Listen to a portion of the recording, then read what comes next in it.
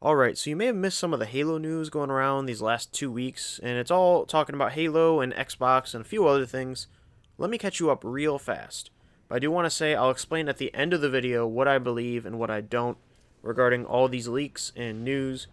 Obviously the news is real, but the leaks are only rumors until they are confirmed to be true. So I'll talk about that at the very end, but let's just get right into it. So the first thing I'm going to bring up is, of course, actual news.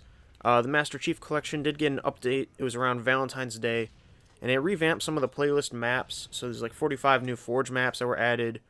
There's a new nameplate and a 2v2v2v2 playlist in social games. Yes, that is 2v2v2v2. Of course, to get the nameplate, you need to either play MCC with a friend, or if you're lonely, don't have any friends like me, you can play 10 matches of the 2v2v2v2 playlist, which is the footage you're seeing here, actually, is me playing to get this nameplate. It's alright. It's just a little heart. It's red. It's nothing too special, but it's cool. And the update was overall good. Of course, it can't all be huge game changers, but it was a solid update, and there's some new content and new things to work on. So now, let's get into the hot topics. The first leak we're talking about comes from wexvideo.com.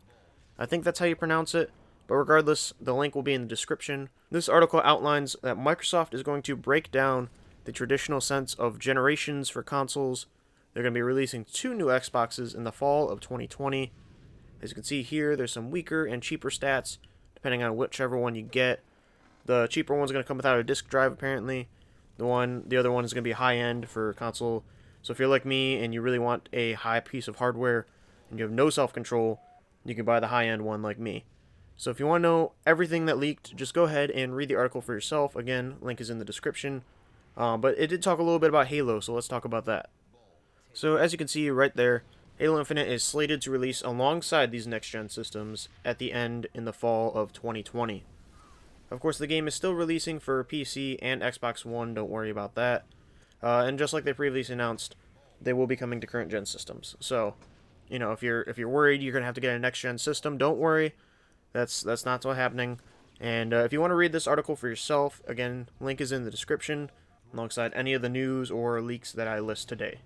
But of course, we actually have another leak that kind of reconfirms this and expands a little more on the Halo side of things.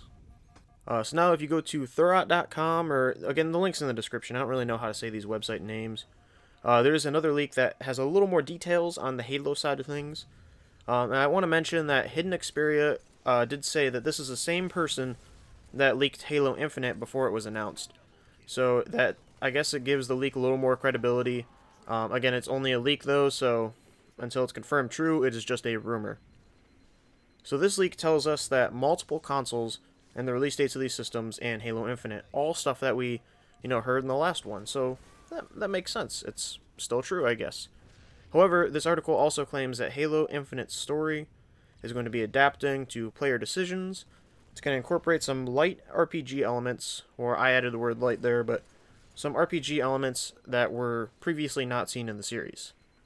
So if you're not sure what that means, the story could have multiple endings, or, on a lesser scale, it could simply play out differently. And that's all that's been said. That's all, we've yet to see that in the series. And of course, I do want to mention, you're going to see it everywhere, but Xbox Live and Game Pass are still, Xbox Live is coming to Switch, and there's rumors about Game Pass and all the games on there. I've talked about this in a previous video, so if you want to go check that out for Xbox Live, what that means for Halo right now isn't much. Now, the rumor is that Xbox Game Pass is coming to Nintendo Switch and possibly mobile, which would mean Xbox exclusives are also coming to those platforms. Right now, the rumored exclusives are Ori and the Blind Forest and Cuphead, so not quite Gears and Halo level exclusives, but regardless, these rumors are circulating, so I just want to mention them here. You can find this anywhere on the internet, just Google Nintendo Switch Xbox Game Pass or something like that. So if you made it this far into the video, that's all I really have to say. There's no more news or leaks that I'm going to highlight here. And again, you can find the links down below if you want to read them for yourself, if you want to see the source, at least as far back of the source that I could find. But here's my take on these rumors. So if you're so much as curious to my opinion, first, I definitely believe Xbox is releasing multiple consoles. They want to kind of break the console generation idea. They want to reach multiple demographics. They want to keep control of the high-end console market, but also have a cheaper version that can get mass appeal. So, that totally makes sense to me.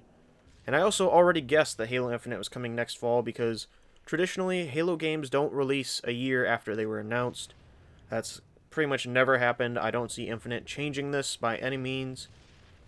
So releasing alongside a next-gen system, if it comes out next fall, definitely makes sense to me. You know, they're going to use Halo to show off the power of a next-gen high-end system. That just makes sense. I don't know why people would doubt that being a reality if that's the case they're releasing next to each other. Now, as for the RPG story, I can see 343 trying to experiment a little, but I don't think we're going to see a very bold move that changes the story and has multiple endings with extreme deviations like BioWare style. I think we're going to see small creative elements. If you look at Halo 5's Blue Team mission, you can ignore the first set of hunters in the beginning of the mission. And if you do that, later on in the mission, they're going to reappear. And there's going to be another pair of hunters that are supposed to be there. So you're going to fight 4 instead of 2 hunters. Take that concept, make it bigger, talk about mission objectives or side objectives. And I believe that's what the RPG elements you're going to see could be in this game. I don't see, multiple endings varying from Chief dying to Chief living. Like, no, I don't see that happening. That doesn't make sense to me. I wouldn't expect that. I really doubt that. And lastly, regarding all the Switch rumors, I already talked about this in a previous video, but if Xbox becomes a less hardware-dependent platform and more of a network, more of an online service, almost like Steam, I could see Halo coming to Switch if that's the route they're choosing. But right now, that's not really what I'm expecting. But I do believe that's the transition, that's the direction the company's going in, so I don't see it happening. At least, I don't see Halo on Switch yet.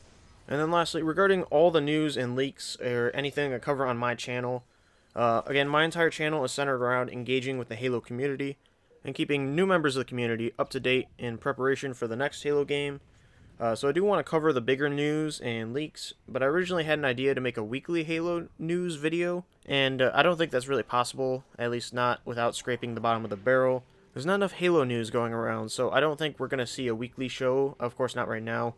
So right now I'm just going to cover big news when it comes around. But I do want to thank each and every one of you, especially if you watch my content, if you're subscribed, or even if you've just seen a couple of my videos. It honestly means a ton. The channel's only like 3 weeks old, and we're doing really, really good for, being so young and being so, fast, and the content's already, changed a little bit and upgraded, and I really appreciate any support you give me. Like, it honestly means a lot. It is hard to grow a channel. It's hard, especially for me being a one person, to grow this channel and make the content and share it around the world and try to do all these things. So if you do share it or you want to expand on it or anything like that, again, let me know in the comments if you have opinions or there's something you want to see from me. But if you do share it, it does mean the world to me, because growing this, growing a channel on this platform is extremely difficult, and all the support really does mean a lot to me. I hope this video was informative to you as to where the Halo conversation is nowadays, and as always, I hope to see you all in the game.